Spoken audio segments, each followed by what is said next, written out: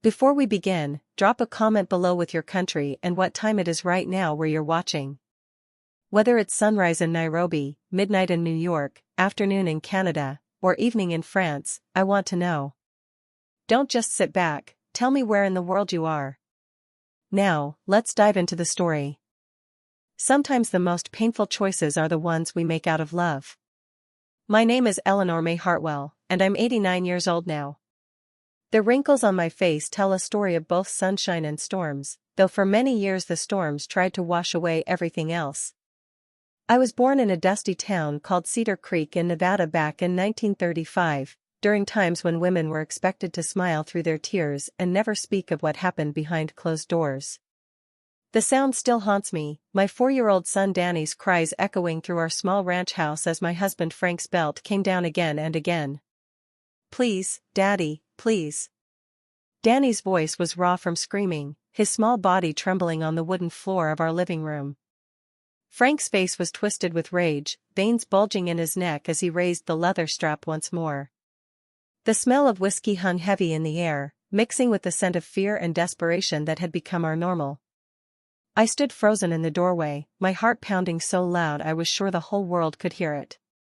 My left eye was swollen shut from Frank's fist earlier that morning, and my ribs ached with every breath. But seeing my baby boy curled up like a wounded animal, protecting his head with his tiny hands, something inside me finally cracked wide open. The purple bruises on Danny's back looked like storm clouds against his pale skin, and I knew, God help me, I knew, that if I didn't act now, one of us wouldn't survive another week. That night, as Frank passed out drunk on our sagging couch, I made a decision that would tear my heart into pieces but save my son's life. I packed Danny's favorite teddy bear and his Superman pajamas into a small bag, my hands shaking so badly I could barely zip it closed. The moonlight streaming through our kitchen window seemed to whisper that this was my only chance. I looked at my sleeping boy, his face still streaked with dried tears, and I kissed his forehead one last time before making the phone call that would change everything forever. I met Franklin James Morrison in the autumn of 1951. I was just 16 years old, working at my uncle's general store after school in Cedar Creek. Frank was 24, tall and handsome in his Navy uniform, having just returned from serving in the Pacific. He had these deep green eyes that seemed to sparkle with mischief and a crooked smile that made every girl in town blush when he walked by. He'd come in every Tuesday afternoon for cigarettes and always leave me a shiny quarter tip, winking as he strolled out the door. My parents were worried at first, he was older, after all, but Frank knew exactly how to charm people. He brought my father expensive tobacco and helped my mother carry heavy boxes from the store. "Such a gentleman," my mother would say, adjusting her apron with approval. "You don't find many like him these days, Eleanor." Frank would tip his hat to the church ladies and help elderly Mrs. Peterson with her groceries. The whole town thought he was a war hero, a catch any girl would be lucky to have. By the time I turned 18, my parents had given their blessing for us to marry. We wed in May of 1954, right after I graduated high school. I still remember my cream-colored dress with pearl buttons, how my hands trembled as I held my bouquet of desert wildflowers and baby's breath. Everyone in Cedar Creek came to the wedding. Frank worked at the copper mine then, making good money, and people said I was blessed to have found such a solid man.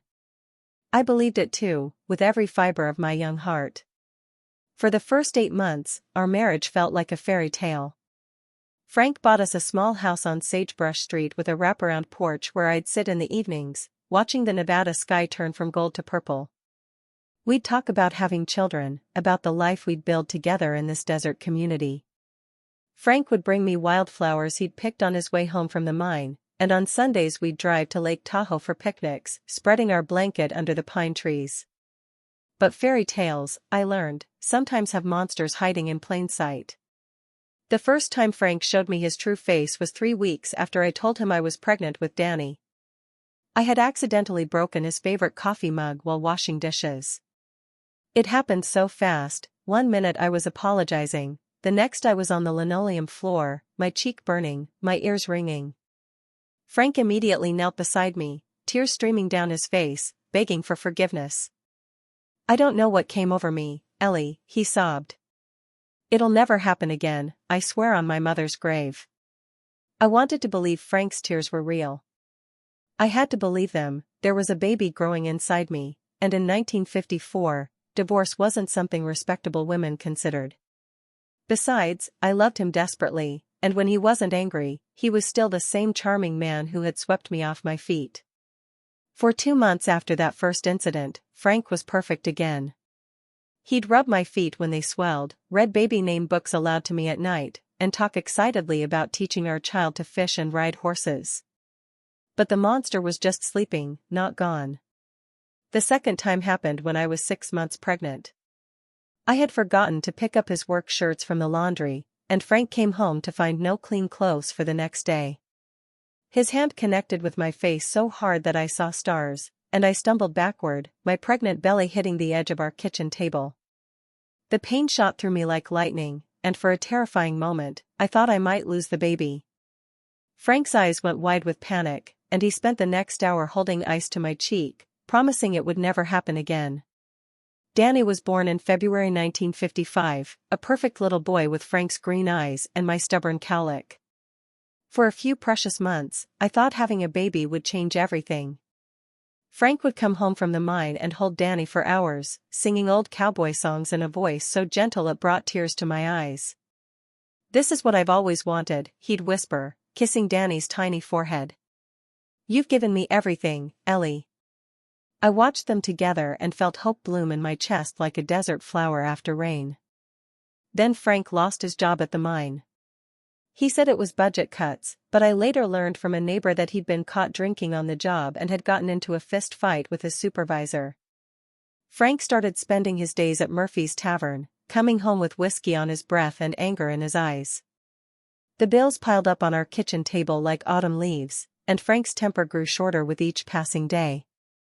Danny was just 8 months old when Frank first raised his voice at our baby for crying during a poker game on the radio. The first time Frank hurt Danny, our son was barely walking. Danny had knocked over Frank's beer bottle while trying to pull himself up on the coffee table. Frank grabbed Danny's little arm and squeezed so hard that the baby screamed in terror and pain. When I saw the finger-shaped bruises on Danny's arm the next morning during his bath, something cold and sharp settled in my stomach. That night, as Danny slept between us, Frank wrapped his arm around my waist and whispered in my ear, "If you ever try to leave me, Ellie, I'll make sure you never see that boy again. And maybe he won't be around for you to see." Fear became my constant companion, following me like a shadow through every room of our house. I learned to read the signs of Frank's moods like a weather vane reads the wind. The way he held his shoulders when he walked through the door. The sound of his boots on the porch, quick and sharp meant trouble, slow and heavy meant he might pass out peacefully. I became an expert at making myself and Danny invisible when the storm clouds gathered in Frank's eyes. I tried everything I could think of to keep peace in our home. I kept the house spotless, cooked Frank's favorite meals, and made sure Danny was always clean and quiet when his father was around. I reached out to Pastor Williams at our church, hoping for guidance or help, but he only told me to pray harder and submit more completely to my husband's authority. "Marriage is a sacred covenant, Eleanor," he said, his voice kind but firm. "Sometimes God tests us through our earthly trials. Have you considered what you might be doing to provoke Frank's anger?" My salvation came in the form of my older sister Ruth, who lived far away in Portland, Oregon. She came to visit for Danny's 3rd birthday in February 1958, and I could see her watching everything with sharp eyes, the way Danny flinched when doors slammed, how he went quiet whenever Frank's name was mentioned, the careful way I moved around the house like I was walking on broken glass. Ruth had always been the brave one, the one who spoke her mind and never let anyone push her around. The night of Danny's birthday party, after Frank had gone to Murphy's Tavern to celebrate with his drinking buddies, Ruth cornered me in the kitchen while Danny played with his new toy truck in the living room.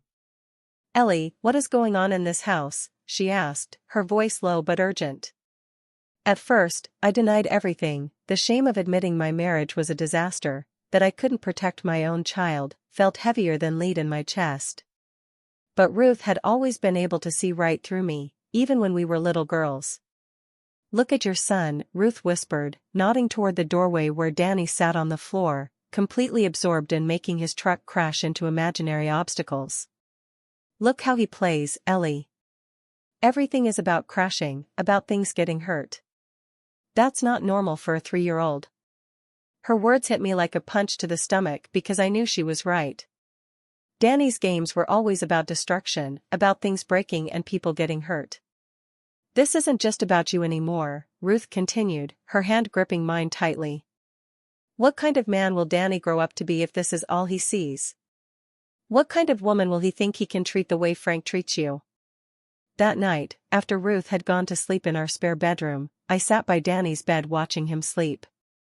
His dark eyelashes rested against his cheeks like tiny feathers, and his little chest rose and fell with the peaceful rhythm of childhood dreams. A purple bruise was still visible on his shoulder from where Frank had grabbed him 2 days earlier for spilling juice on the floor. In the soft moonlight filtering through his bedroom window, my 3-year-old son looked so small, so breakable, so completely dependent on me to keep him safe. The plan that formed in my mind that night was so dangerous, so heartbreaking, that I almost convinced myself I was going crazy. But as I traced the outline of Danny's sleeping face with my finger, careful not to wake him, I knew what I had to do. If Frank and I both disappeared, he would never stop hunting us.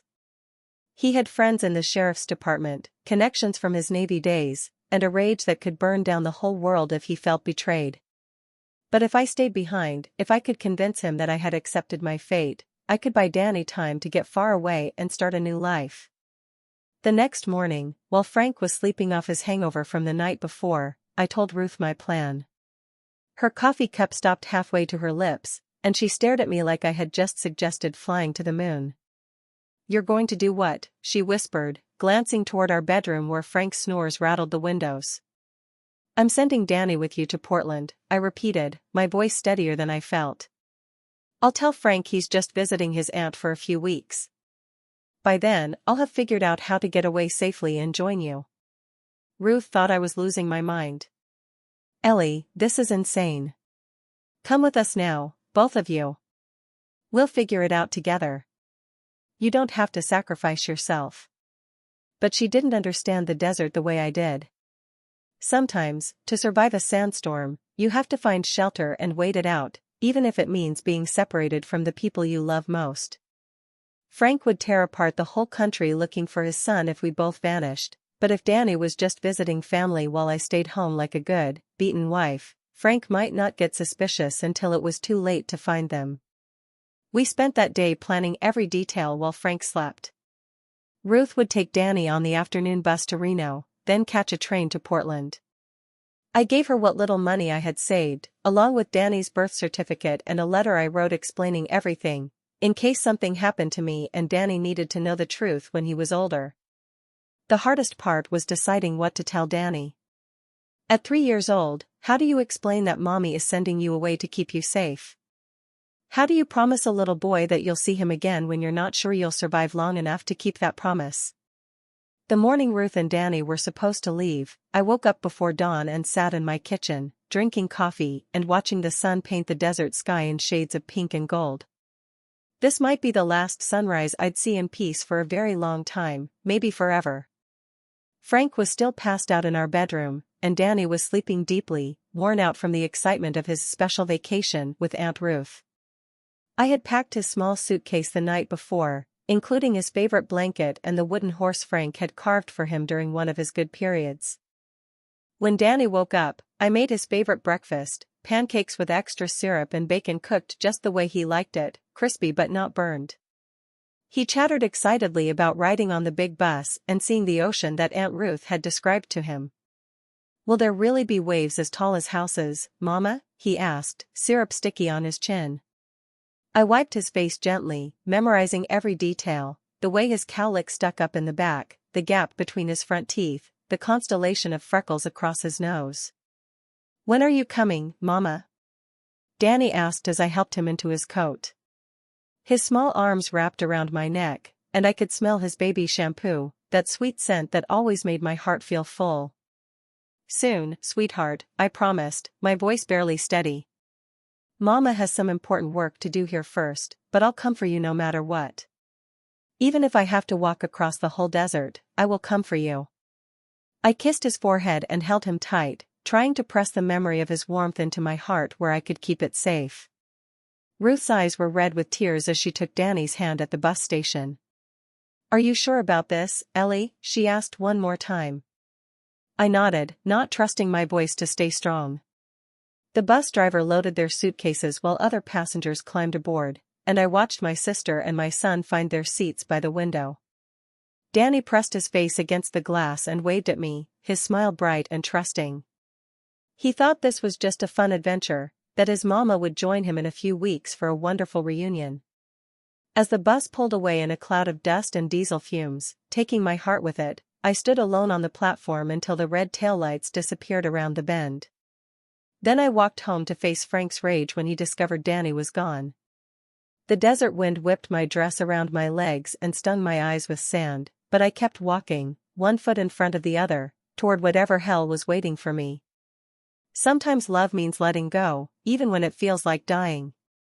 Frank's roar of fury when he discovered Danny was gone shook the windows of our small house. I had prepared myself for his anger, but nothing could have readied me for the pure animal rage that exploded from him when I explained that Danny had gone to visit Ruth for a few weeks. "A few weeks?" he bellowed, his face turning purple with rage. "You sent my son away without asking me?" His fist connected with my jaw before I could even flinch, and I tasted blood as I hit the floor. For 3 hours, Frank raged through our house like a tornado, throwing furniture, smashing dishes, and screaming threats that made my blood turn to ice water.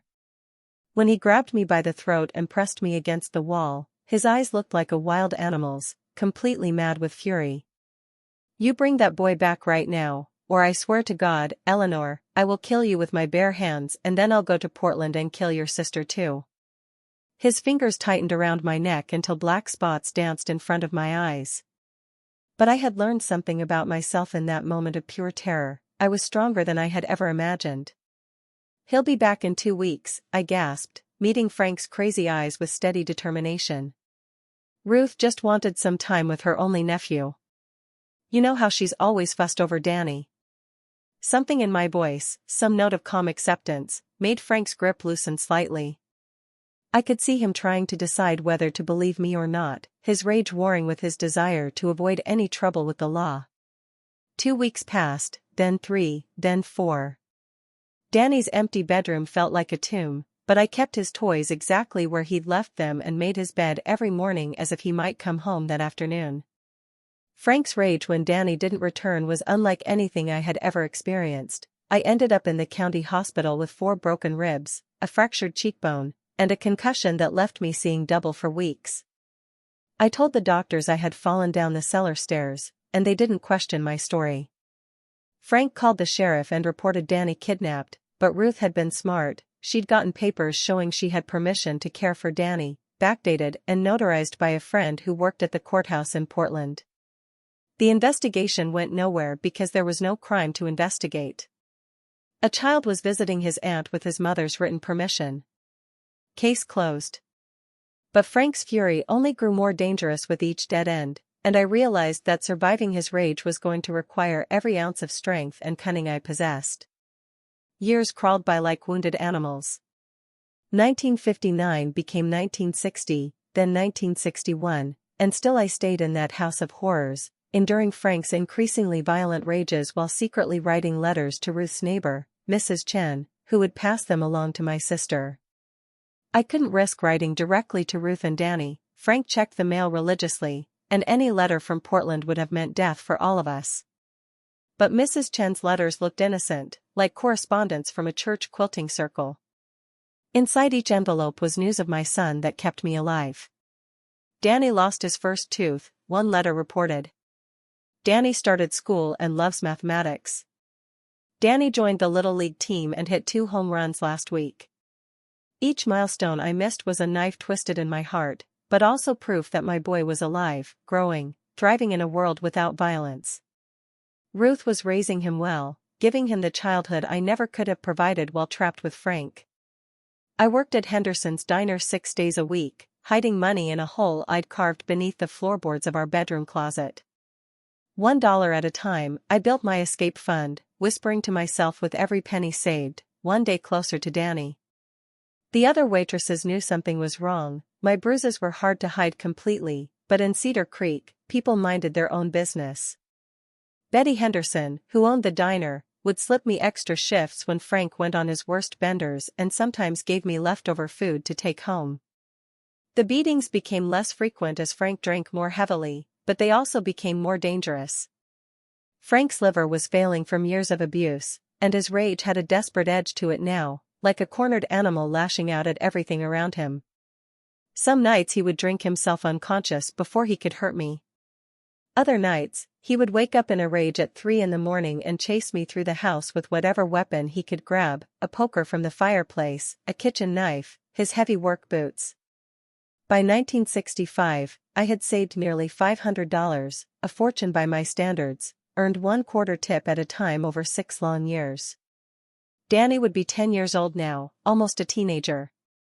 I wondered if his voice was changing, if he played sports, if he remembered his mama at all. Sometimes I would catch my reflection in the diner's bathroom mirror and barely recognize myself. The scared 16-year-old girl who had married Frank Morrison was gone forever, replaced by a hollow-eyed woman who looked decades older than her 30 years. On a cold December morning in 1966, I came home from my shift at the diner to find Frank passed out on the kitchen floor in a pool of his own vomit. For a wild moment, I thought he might be dead, and my heart leaped with dangerous hope. But his chest was rising and falling, and I could hear that wet, rattling sound his breathing had developed lately. The doctor had warned him about his liver, but Frank had just laughed and ordered another whiskey. I stepped over Frank's unconscious body and checked the mail that had been pushed through the slot in our front door. Bills, advertisements, and then, my heart stopped completely, a letter with unfamiliar handwriting. The return address made my knees go weak, Portland, Oregon. But this wasn't from Mrs. Chen. This letter was addressed directly to me, from Danny Morrison. My 11-year-old son had found me. With trembling hands, I locked myself in the bathroom and carefully opened the envelope. "Dear Mama," it began, and those two simple words nearly broke me completely. I had to press my hand against my mouth to keep from sobbing out loud. The letter was written in careful cursive, the handwriting of a child who was trying very hard to be grown up. "Aunt Ruth says I shouldn't write this letter because it might put you in danger, but I'm old enough now to know the truth. I remember you, Mama. I remember your songs and your hugs and how you used to read me stories." Danny wrote that Ruth had finally told him everything, about Frank's violence, about the impossible choice I had made to save him while staying behind myself. "I was angry at first," he wrote. "I was angry that you sent me away but didn't come with me. But then Aunt Ruth showed me all your letters, all 98 of them that you sent through Mrs. Chen. She kept every single one. I read them all in one day, and I finally understood. You didn't abandon me, Mama. You saved me." The letter continued with news of Danny's life. He was tall for his age, excelled at school, and played baseball. "I'm the pitcher on my team," he wrote proudly. "Aunt Ruth says I have your determination and your stubborn streak. She says when you set your mind to something, nothing in the world can stop you. I hope that's true, Mama, because I need you to be determined now. I need you to find a way to come home to us. We have a plan." Ruth's plan was brilliant and terrifying in equal measure. Danny's letter explained that Ruth had been in contact with a women's shelter in Portland that helped abused wives disappear safely. They had connections with sympathetic police officers, safe houses, and legal aid lawyers who specialized in domestic violence cases. "We've been preparing for 3 years," Danny wrote. "Aunt Ruth has been saving money for your bus ticket and a lawyer. All you have to do is get to the Greyhound station in Reno during one of Frank's drinking binges, and we'll take care of the rest." The opportunity came sooner than I expected. 2 weeks after receiving Danny's letter, Frank went on a bender that lasted 4 days straight. He'd gotten into a fight at Murphy's Tavern and been banned, so he was drinking at home, passed out cold by noon each day. On the 4th morning, I looked at his unconscious form on our couch and knew this was my moment. I had been waiting for 12 years, and I wasn't going to get a better chance. I took my escape money from its hiding place beneath the floorboards, $8.47 in crumpled bills and coins, each one a small victory over Frank's tyranny. I packed one small bag with my few precious belongings, the wooden horse Frank had carved for Danny, a photo of my son as a baby, and the letters Danny and Ruth had sent me. Everything else, the house, the furniture, the life I'd built in this desert prison, I left behind without a second thought. The bus ride to Portland took 18 hours, but it felt like traveling to another planet. With every mile that passed between me and Cedar Creek, I felt years of fear falling away like shed skin. When I finally walked off that Greyhound bus in Portland's Union Station, I saw them immediately, Ruth, older but still fierce, standing beside a tall, handsome young man with green eyes and my stubborn cowlick. For a moment, I couldn't move, couldn't breathe, couldn't believe that this strong, beautiful boy was my little Danny. "Mama," he said, his voice deeper than I remembered, cracking slightly with emotion. Then we were running toward each other across that crowded station, and when he wrapped his arms around me, arms that were suddenly longer than mine, I felt my heart come back to life after 12 years of barely beating. I kept my promise, I whispered into his hair, holding him tight enough to make up for all those lost years. I said I'd come for you no matter what, and here I am. We stood there crying and laughing in the middle of that busy station, Ruth's arms wrapped around both of us, finally, safe and whole and free. Sometimes the most painful choices are indeed the ones we make out of love, but sometimes, if we're very lucky, love finds a way to heal even the deepest wounds.